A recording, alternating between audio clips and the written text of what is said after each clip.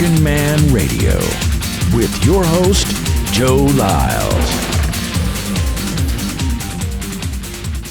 What is the infrastructure for creating decent, well-adjusted, productive human beings? What is that infrastructure? That's what we're talking about. This fella grew up, went to high school, graduated, did well in high school. Smart guy, had the SAT scores, wound up going to engineering school.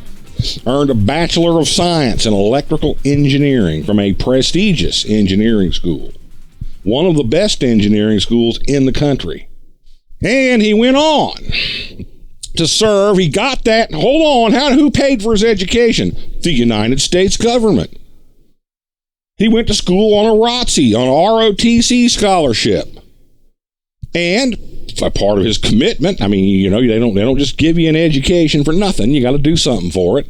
But what you have to do is get a job and work for them, and you get paid for that too. So, but you have to give them service, and he wound up giving them about 20 years in the United States Air Force. All right? Are you seeing the pattern here? Till this man was 45 years old, he never a single calorie of nutrition never crossed his lips that was not paid for by the United States government. He was educated at government expense. He was trained at government expense. The United States government spent millions of dollars teaching him how to do whatever it is that he does. Millions of dollars. And they gave him billions of dollars worth of equipment to practice on.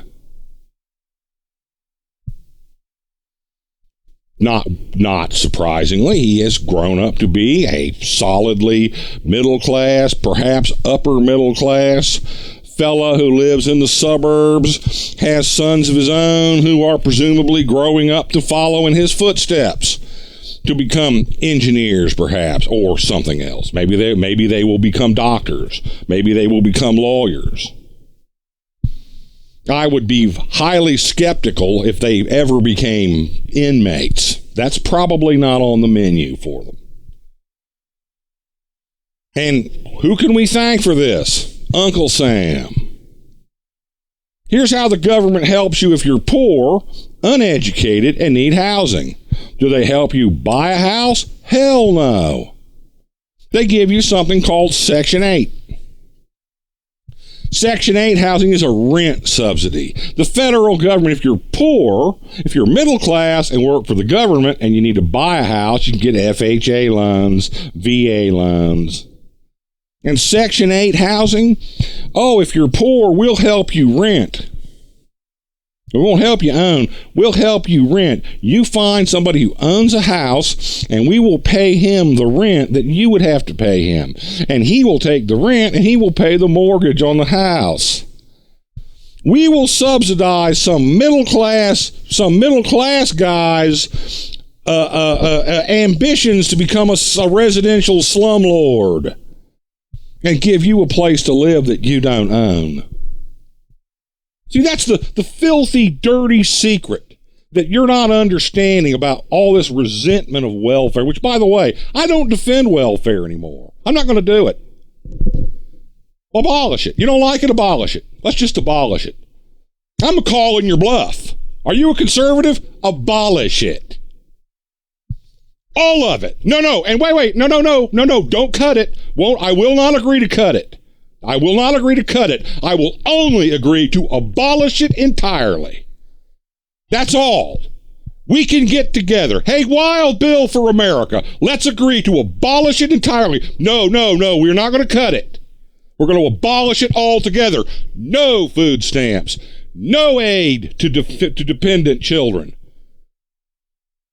No Section 8. Nothing. You're poor wherever you live. You're on your own. Get a job, you bum. And if there are no jobs, well, what are you going to do? I don't know. You shouldn't steal it, but they will.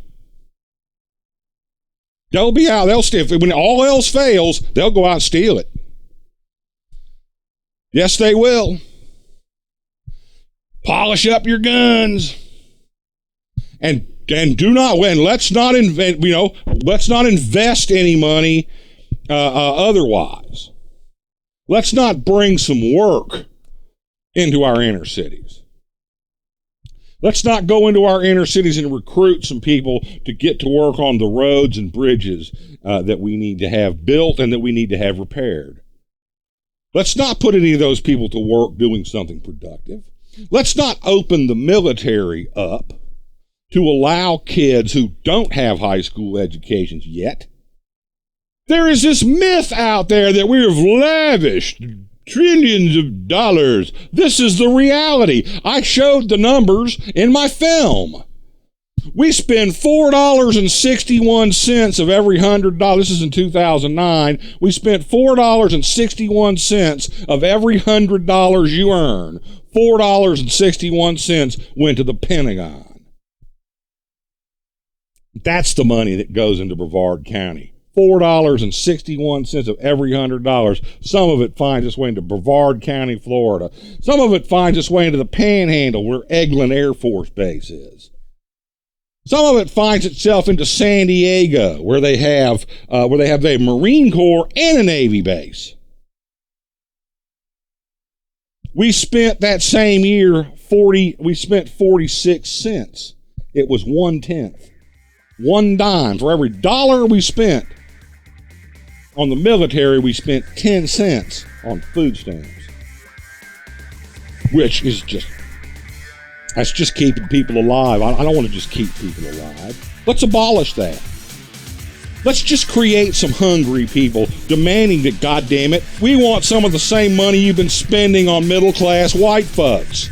Not to keep us alive, but to help us prosper like you helped them prosper. Let's abolish welfare and do that. Are you game? Want to do it? I bet you aren't. Thanks for watching, and don't forget to like, subscribe, and comment. You've been listening to Working Man Radio with Joe Lyles at joelylesradio.com.